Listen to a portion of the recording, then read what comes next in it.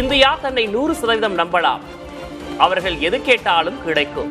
டெல்லியில் நடைபெற்ற நிகழ்ச்சியில் தொலைபேசி வாயிலாக அமெரிக்க அதிபர் டொனால்ட் ட்ரம்ப் பேச்சு.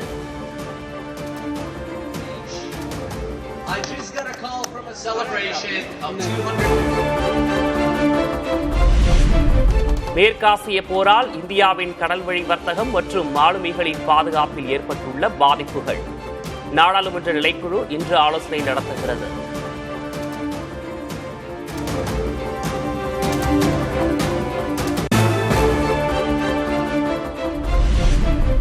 சென்னை ராயபுரம் RSRM அரசு மருத்துவமனையில் கடத்தப்பட்ட பச்சிளம் குழந்தை 5 மணி நேரத்தில் மீட்பு. குழந்தையை கடத்திய பெண்ணை கைது செய்த காவல்துறையினர்.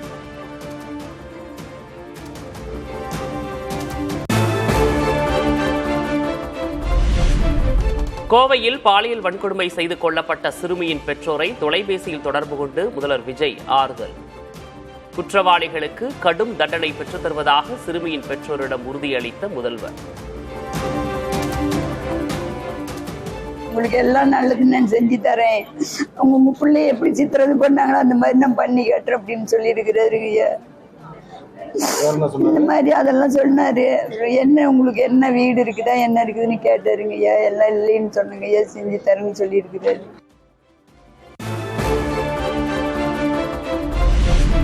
கோவை சிறுமி பாலியல் வன்கொடுமை தொடர்பான செய்தியாளர் சந்திப்பிற்கு முன்பு சிரித்துக் கொண்டிருந்த காவல்துறை அதிகாரிகள். சமூக வலைதளங்களில் தீயாக பரவும் விமர்சனம்.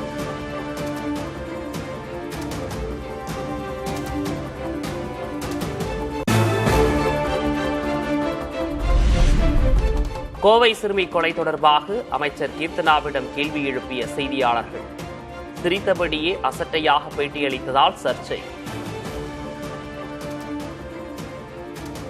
இந்த கோயம்புத்தூர் சம்பவம் தமிழ்நாட்டை ஒரு பரபரப்பாக்கிறது. ஒரு பெண்ணா நீங்க அது என்ன எப்படி அந்த சார் இது இப்போ அட்மினிஸ்ட்ரேட்டிவ் ரிலேட்டடா பேசுவோம் சார். பொலிட்டிக்கல் ரிலேட்டடா ஒரு பெண் என்ற முறை நீங்க அந்த வழக்கு எப்படி பாக்குறீங்க? அதுக்கு என்ன மாதிரியான நடவடிக்கை எடுத்துருக்கீங்க உங்க அரசு தாவேக்கா அரசு? தலைவர் என்ன முடிவு எடுத்தாலும் கரெக்டா இருக்கும் சார்.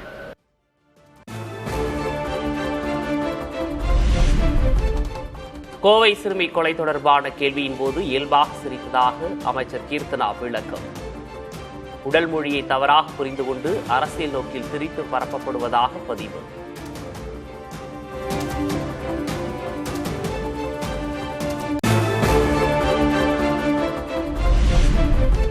விழுப்புரம் மாவட்டத்தில் 11 வயது சிறுமிக்கு பாலியல் வன்கொடுமை.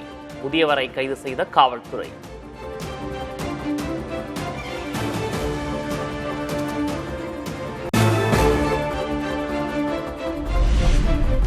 பெண்கள் பாதுகாப்பை சீர்குலைப்பதில் மற்றுமொரு திமுக ஆட்சியாகவே இன்றைய பொய்க்கால் குதிரை ஆட்சி இருக்கிறதோ என மக்களிடம் அச்சம். விழுப்புரம் சிறுமி பாலியல் வன்கொடுமை சம்பவத்தை சுட்டிக்காட்டி எடப்பாடி கே பழனிசாமி விமர்சனம்.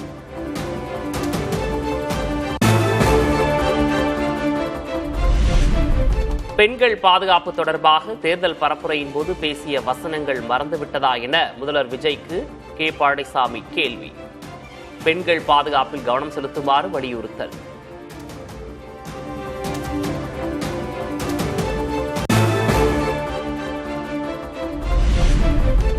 மதுரை அருகே 10ஆம் வகுப்பு மாணவிக்கு பாலியல் தொல்லை அளித்ததாக புகார். தவேக பிரமுகரை போக்சோ சட்டத்தின் கீழ் கைது செய்த காவல்துறை.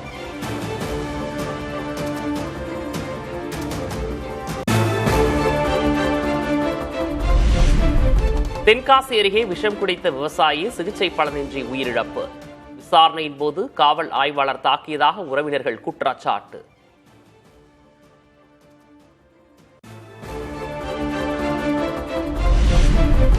விவசாயி உயிரிழப்பு விவகாரத்தில் சிவகிரி காவல் ஆய்வாளர் காத்திருப்போர் பட்டியலுக்கு மாற்றம். காவலர்கள் தாக்கியதாக உறவினர்கள் குற்றஞ்சாட்டிய நிலையில் நடவடிக்கை.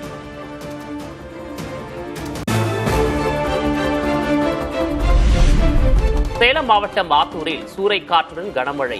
நரசிங்கபுரம், செல்லியம்பாளையம், அம்மம்பாளையம் பகுதிகளில் மழை.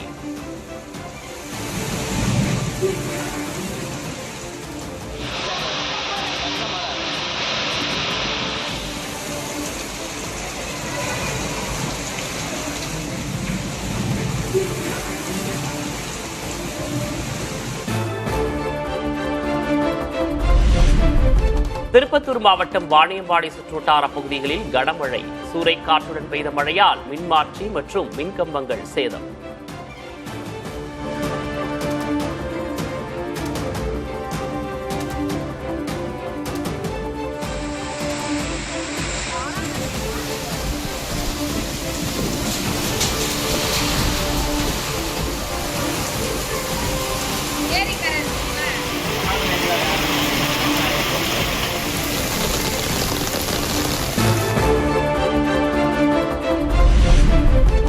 ஈரோடு மாவட்டம் கோபிச்செட்டிப்பாளையம் சுற்றுவட்டார பகுதிகளில் கனமழை. அரை மணி நேரத்துக்கு மேலாக பெய்த மழையால் குளிர்ச்சியான சூழல்.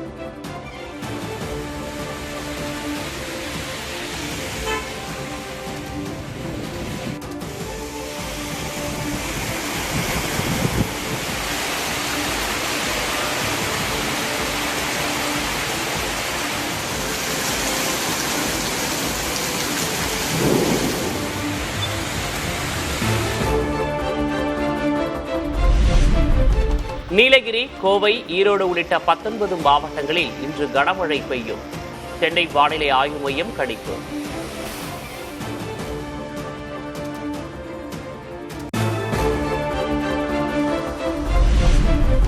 சென்னையில் இன்று இடி மின்னலுடன் மழைக்கு வாய்ப்பு. வானம் ஓரளவு மேகமூட்டத்துடன் காணப்படும் எனவும் கணிப்பு.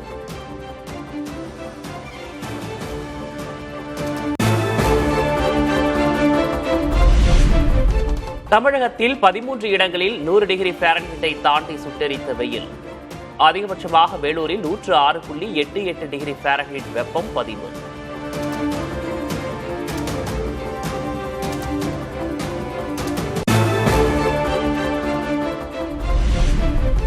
நாடு முழுவதும் வெப்பத்தின் தாக்கம் மேலும் தீவிரமடையும் என இந்திய வானிலை ஆய்வு மையம் எச்சரிக்கை.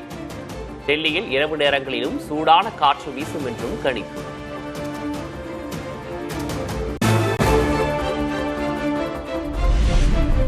உதயநிதி ஸ்டாலின் அளந்து பேசியிருக்க வேண்டும் என காங்கிரஸ் எம்பி மாணிக்கம் தாகூர் சாடல். விஜய் முதல்வராக கூடாது என உதயநிதி உறுதியாக இருந்தார் என்றும் விமர்சனம். உதயநிதி அவர்களை பொறுத்த மட்டும் விஜய் அவர்களை முதல்வராக கூடாது என்பதற்காக அனைத்து முயற்சிகளையும் செய்து தோற்றிருக்கிறார். இவங்க 2 பேர் கூட்டணி அமைச்சிருந்தா யாரு முதலமைச்சராக வந்திருப்பாங்க? பழனிசாமி தான். இதான் டீல் அவங்களுக்கு.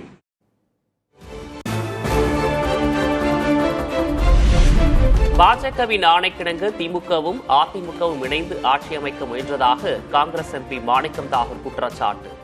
அதிமுகவுக்கும் திமுகவுக்கும் பாஜக கனெக்டிங் கால் போட்டது என்றும் விருதுநகரில் பேட்டி.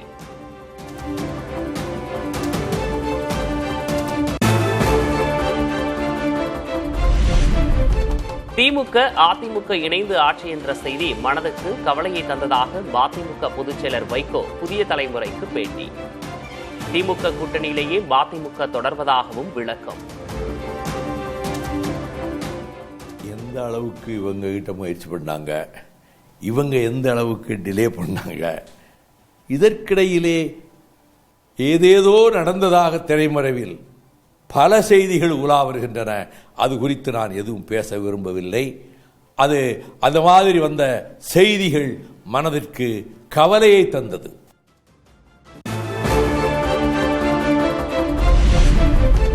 திமுக அதிமுக இணைந்து ஆட்சி அமைப்பதை ஏற்காதது ஏன்? இந்திய கம்யூனிஸ்ட் மாநில செயலர் வீரபாண்டியன் புதிய தலைமுறைக்கு அளித்த பிரத்யேக பேட்டியில் விளக்கம். அவங்க 2 பேரும் மாற்று அணி அமைக்கிறதுல உங்களுக்கு என்ன நெருக்கடி வந்துருச்சு? அதுல நீங்க பிஜேபியுடன் தான் நேற்று வரை பிஜேபியோட இருந்து வாக்குகளை பெற்று வராங்க. இப்ப நீ வந்த உடனே அதை பிரகடனப்படுத்தினா கூட சரி. நாட்டு மக்கள் இடத்துல ரகசியம் ஏதும் இல்லாமல் பிரகடனப்படுத்தி திமுக அண்ணா திமுக ஓகே பிரகடனப்படுத்தலாம்.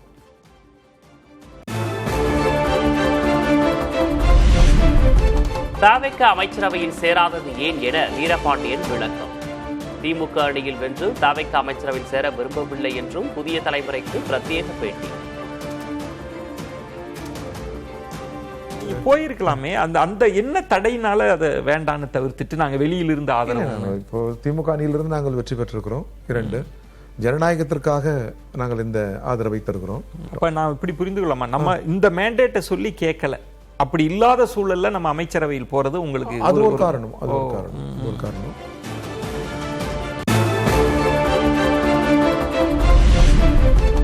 நாங்கள் தாவேக அணியில் இல்லை, வெளியிலிருந்தே ஆதரவு. தாவேக அரசை கவிழ்ப்பதற்காக ஸ்டாலின் அனுப்பி வைக்கவில்லை என்றும் வீரபாண்டியன் திட்டவட்டம். நீங்கள்லாம் அங்கு தான் ஆதரிக்கிற ஒரு நிலைப்பாடு அமைச்சரவைக்கு போன பிறகு 29ல் மாற்றி எடுக்க வாய்ப்பே இல்லை. நீங்க அந்த அணிக்குள்ள தானே இருக்க முடியும். ரியாலிட்டி அதுதானே. நீங்க எங்களை அணிக்குள்ள தள்ளுறீங்க. நாங்கள் வெளியிலிருந்து ஆதரிக்கிறோம். முன்னாள் முதல்வர் தான் எங்களை தயார் பண்ணி உள்ள அனுப்பிச்சிருக்கிறாரு. தேவையான நேரங்களை வெளியே எடுத்துருவாரு. அப்படி அவ்வளவு மலிதாக கம்யூனிஸ்ட் கட்சியை எடை போடுறாங்க பார்க்க கூடாது என்று நான் கேட்டுக்கொண்டேன்.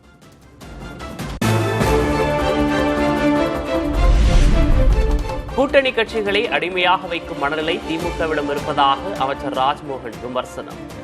ஒரு கட்சி எந்த கட்சியுடன் சேர வேண்டும் என்பதை முடிவெடுக்கும் உரிமை அந்த கட்சியின் தலைவருக்கும் தொண்டர்களுக்கும் தான் உள்ளது என்றும் கருத்து. கூட்டணியில் இருக்கக்கூடிய கட்சிகளை ஒரு அடிமை கட்சிகளை போட்டு நடத்தக்கூடிய ஒரு பண்ணையார் மனப்பான்மை தான் நம்ம பார்க்கணும். ஜனநாயகத்தில் எந்த கட்சி யாரோடு சேர வேண்டும் என்பது அந்த கட்சியினுடைய தலைவரும் தொண்டர்களும் எடுக்க வேண்டிய முடிவு.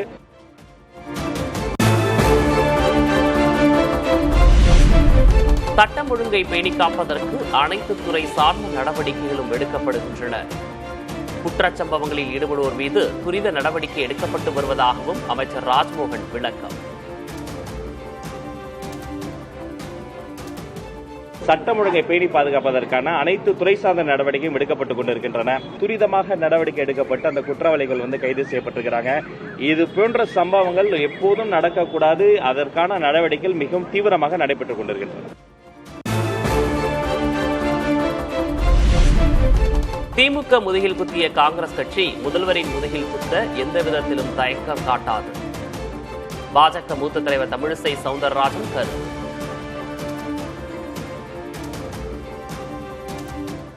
காங்கிரஸ் முதுகில் குத்தி விட்டது என்று திமுக சொல்கிறது. காங்கிரஸ் முதுகில குத்துற பழக்கம் காங்கிரஸ் இருக்கு.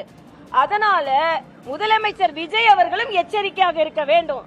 திமுக முதுகில குத்தின காங்கிரஸ் முதலமைச்சர் விஜய் முதுகலையும் குத்துவதற்கு எந்த விதத்திலும் தயக்கம் காண்பிக்க மாட்டார்கள். விடுதலை சிறுத்தைகள் கட்சியிலிருந்து முன்னாள் எம்எல்ஏ பனையூர் பாபு விலகல். தாவேக அமைச்சரவையில் விசிக இடம்பெற்றதை விமர்சித்து அறிக்கை.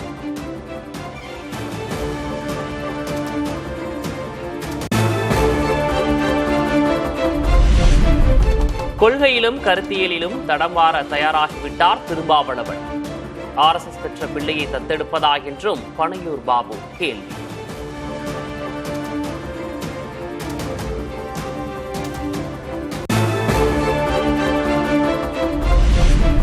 தமிழ்நாட்டின் பல இடங்களில் மின்வெட்டு ஏற்படுவது தொடர்பாக அமைச்சர் நிர்மல்குமார் மீண்டும் விளக்கம். சீரான மின் விநியோகம் செய்ய நடவடிக்கை எடுக்கப்பட்டு வருவதாக பேட்டி. நேற்று இரவு யார் யாரெல்லாம் இந்த மாதிரியான மெத்தனமாக அவர்கள் தனிப்பட்ட முறையில் ஒரு சில நோக்கங்களோடு இருந்தாங்களோ அவங்க நிறைய பேர் பணியிட மாற்றம் செய்யப்பட்டிருக்கிறார்கள். நடவடிக்கை எடுக்கப்பட்டுள்ளது. கண்டிப்பாக அதை தவிர்த்து மீதி இருக்கிற அனைவரும் இரவு பகல் பாராமல் வேலை பார்த்துட்டு வராங்க. சீக்கிரம் சீரமைக்கும் பணிகள் நடக்கும்.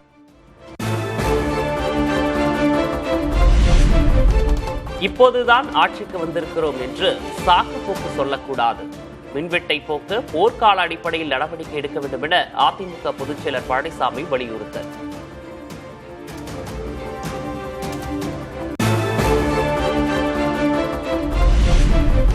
அதிமுகவிலிருந்து விலகுவதாக முன்னாள் MP வேணுகோபால் அறிவிப்பு. அனைவரும் ஒன்றிணைந்து மீண்டும் அதிமுக ஆட்சி அமைப்பதற்கு பாடுபட வேண்டும் என வலியுறுத்தல்.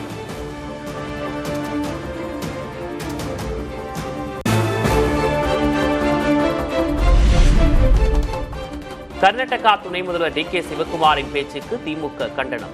மேகதாது அணையை கட்டுவது ஒட்டுமொத்த தமிழ்நாட்டுக்கு இழைக்கும் துரோகம் என முன்னாள் அமைச்சர் K. நேரு அறிக்கை.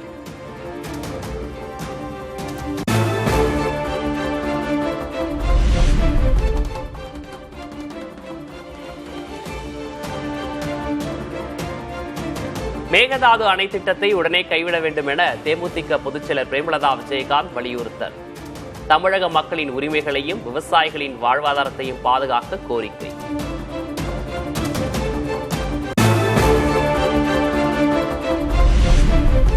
காவிரியில் தமிழர்களுக்கு உரிமை இல்லையா என நாம் தமிழர் கட்சியின் தலைமை ஒருங்கிணைப்பாளர் சீமான் கேள்வி. மேகதாது அணையை எதிர்க்க தமிழ்நாட்டுக்கு உரிமை இல்லை என்ற DK சிவக்குமாரின் பேச்சுக்கு முதல்வர் விஜய் கண்டனம் தெரிவிக்கவும் வலியுறுத்தல்.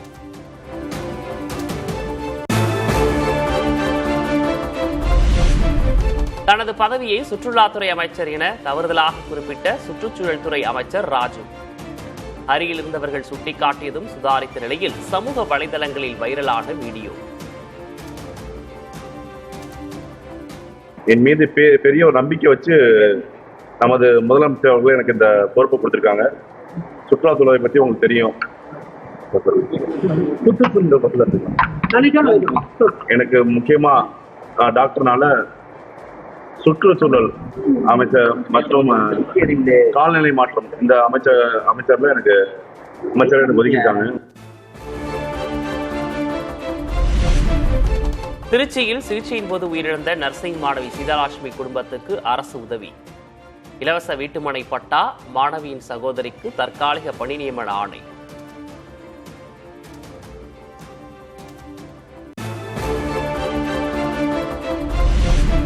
வார விடுமுறையொட்டி குற்றாலம் ஐந்தருவியில் குவிந்த சுற்றுலா பயணிகள்.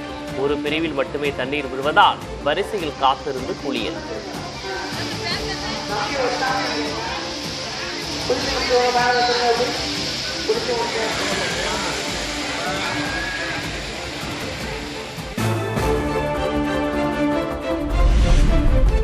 வெளிநாட்டு சக்திகளின் தூண்டுதலின் பேரில் நாட்டில் கலவரத்தை ஏற்படுத்தி அரசை கவிழ்க்க முயற்சி. ராகுல் காந்தி மீது பாரதிய ஜனதா செய்தி தொடர்பாளர் சம்பித் பத்ரா குற்றச்சாட்டு.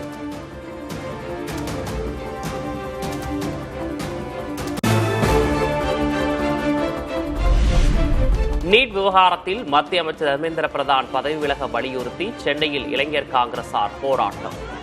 ஆளுநர் மாளிகையை முற்றுகையிட முயன்றபோது போலீசாருக்கும் காங்கிரஸ் தொண்டர்களுக்கும் இடையே தள்ளுமுள்ளு.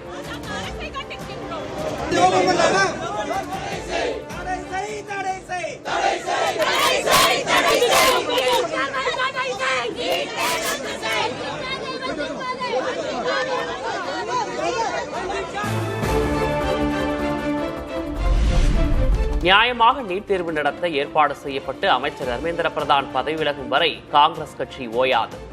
நீட் வினாத்தாள் கசிவு தொடர்பாக மாணவர்கள் போராட்டம் நடத்தும் வீடியோவை வெளியிட்டு ராகுல் காந்தி பதிவு.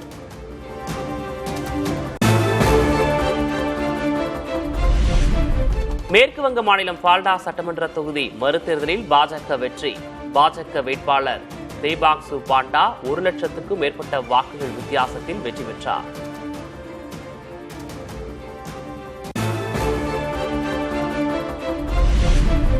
யுக்ரைன் தலைநகர் கியூ மீது ரஷ்யா மிக பெரும் வான்வழி தாக்குதல்.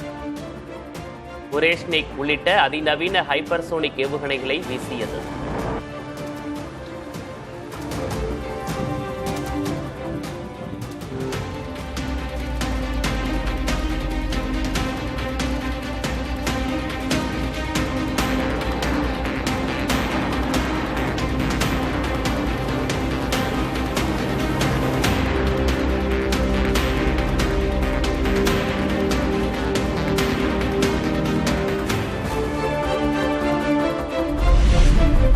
ரஷ்யா நடத்திய தாக்குதலில் உருக்குலைந்து கிடக்கும் கட்டடங்கள். கால்பந்து மைதானத்தில் சிதறி கிடந்த ஏவுகணையின் பாகங்கள்.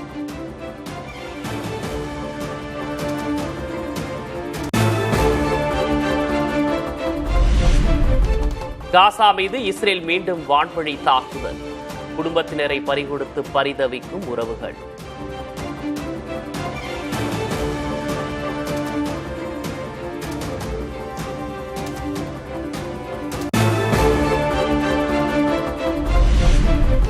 பாகிஸ்தானின் குவேட்டாவில் ரயிலை குறிவைத்து நடத்தப்பட்ட வெடிகுண்டு தாக்குதலில் 24 பேர் உயிரிழப்பு. தாக்குதலுக்கு பலூச் விடுதலைப் படை பொறுப்பேற்பு.